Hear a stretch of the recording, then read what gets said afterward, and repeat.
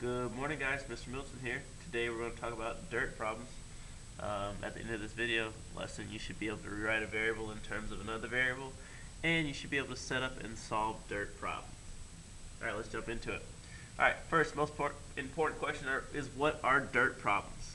Okay, dirt problems get their name. They're distance problems, and the important thing about distance, in our case at least, is that you can find distance by taking how fast you're going and multiply it by how long you're doing it. Okay, or other words, distance equals rate times time. Okay, rate, we mean speed, the rate in which you're moving. Time, we mean duration, how long you're doing it. Okay, and if we use shorthand, we get distance equals rate times time. Dirt problem. Okay, so we'll set these problems up. It's going to be important for us to visualize what's happening and use some other strategies as we go through to solve these. So let's jump right into it. All right, a van is moving leaves the house traveling at an average of 35 miles per hour. The family leaves the house 3/4 hours later, following the same route in a car. They travel at an average speed of 50 miles per hour. Write and solve an equation to find out how long it will take for the car to catch up to the moving van. Alright, so here's the situation. Got a moving van. Okay, I'll draw it like this. Looks like a van, right? Alright, it leaves, it's going to the new house. It goes at, we need to find out the important parts. This is a distance problem. This is a dirt problem. So, the important things first are going to be how fast things are going, speed, and how long it's happening, time. Alright, so what they tell us is that this thing is going 35 miles per hour. Okay. Alright, the family stays around because they just moved from their house, so they're doing all the memory things, and they wait for 3/4 of an hour. Let me just say 3/4 of an hour here. Not in our equation yet, but I'm going to write 3/4 of an hour. And then it continues on the same route, going 50 miles per hour. Alright, 50 miles per hour from here. Okay, now the question asks us how long will it take the car to catch up with the moving van?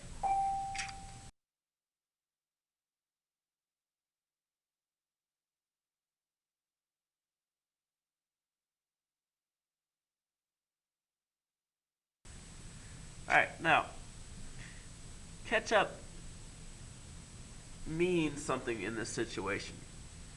Okay, if the car caught up with the van, what do we know about their distances? Okay, if the car caught up with the van, we know that they've traveled the same distance from the house. Okay, so at the end of this thing, we know that their distances are going to be equal. So we need to be able to set up an equation to find out what their distances are. And that's why we have dirt. We know that distance equals rate times time. So we're going to do that for the van. We know we want that to be equal to the distance and rate times time of the car. Alright. So the rate of the van is 35 miles per hour. Okay. How long was the van traveling? Well, we don't know. We don't know how long the van was traveling because that's what the whole question is. It's asking us how long. So for that, I'm going to put T. 35 miles per hour times however long it's been traveling. Alright, and we're going to go to the car next. What was its rate? Well, it was going 50 miles per hour. How long was the car traveling? Again, we don't know. But we do know something really important. We know that they stayed around a little bit. Okay, they stayed around and watched or looked around, thought about memories or something, I don't know. But they stayed around. 3/4 of an hour longer than the moving van. So what that means to us in this problem is they've been driving less time than the van. 3/4 of an hour less time than the van. And so now, instead of using a different time, what we're going to do is we're going to say, well, however long this van's been going, the car's been going the same time minus 3/4 of an hour.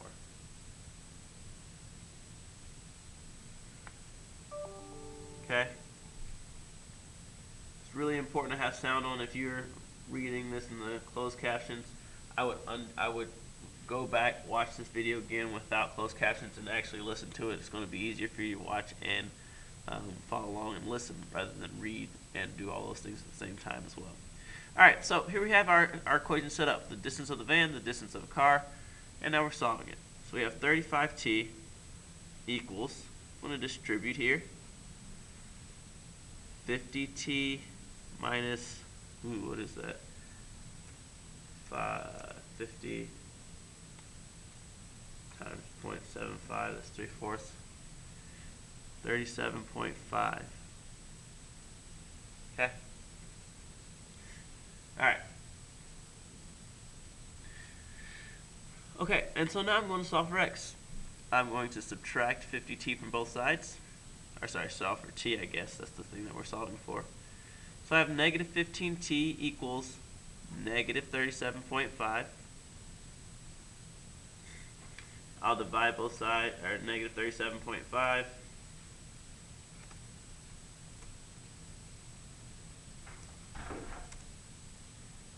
Divided by 15, or negative 15. And so I get t equals 2.5. So I know it takes 2.5 hours, because that's what our time is. It takes 2.5 hours for our car to catch up with our van. Okay, we're going to do the same thing with this next problem, another distance problem. Alright, number 2. A jet leaves Fort Wayne International Airport traveling at an average rate of 564 kilometers an hour. Another jet leaves the airport a half hour later, traveling at 744 miles an hour in the same direction. How long will it take the jet to overtake the first? Alright. Try this out. Do that on your own time. You can pause it and go back and bring that to class. We'll look at it. Okay. Let's go down to number 4. Alright, John and William leave their home traveling in opposite directions on a straight road. John drives 20 miles per hour faster than William. After 4 hours, they are 250 miles apart. Find John and William's rate. So here we go. So they leave their home. One goes this way, one goes that way. Okay. I don't know. Just draw cars because that's what I figure they're driving in. Maybe a truck. Alright. So what they say is that John drives 20 miles per hour faster than William. Okay, I don't know what that means, but it's a rate. That's how fast he's going. So I'm going to say this is John so I can organize myself. And this is Will. Okay. So John's going at a rate we don't know. And Will's going at a rate we don't know. But what we do know is that John is going 20 miles an hour faster than William. So instead of just writing R for John, I'm going to say R plus 20. This is William's rate plus 20. Okay. Alright. They also told us, in this case, the time. The time is 4 hours. Okay, so for both of these guys, time is 4. And so what we have is their distance. Okay. Now after 4 hours, we know that the distance between these two is 250 miles. They want to know John and William's rates. So here we go. What we're going to say is, or what we see is, that their distances, however far John went, plus however far Will went, is 250 miles. That's how they're 250 miles apart. And so we say, okay, well, John's distance, rate, R plus 20, times time, 4, plus Will's distance, rate, R, times time, 4, equals 250. Alright, and now we'll try to solve.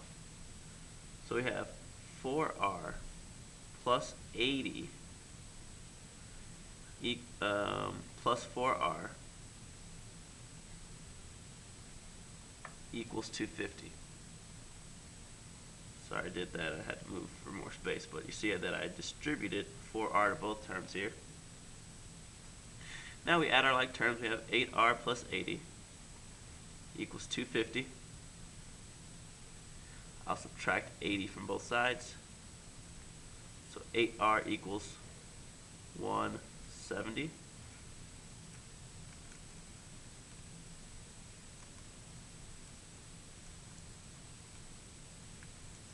Right? And then divide that by 8. And we'll get r is 21.25. Okay, now that doesn't answer our question because they don't just say what find r, they say find the rates. So John's rate is 21.25 plus 20.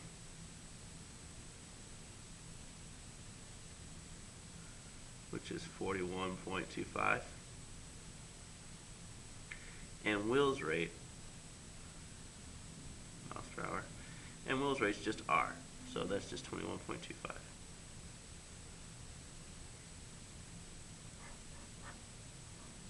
Alright, try number 5.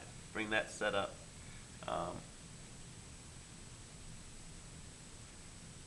Try number 5, bring that set up to class.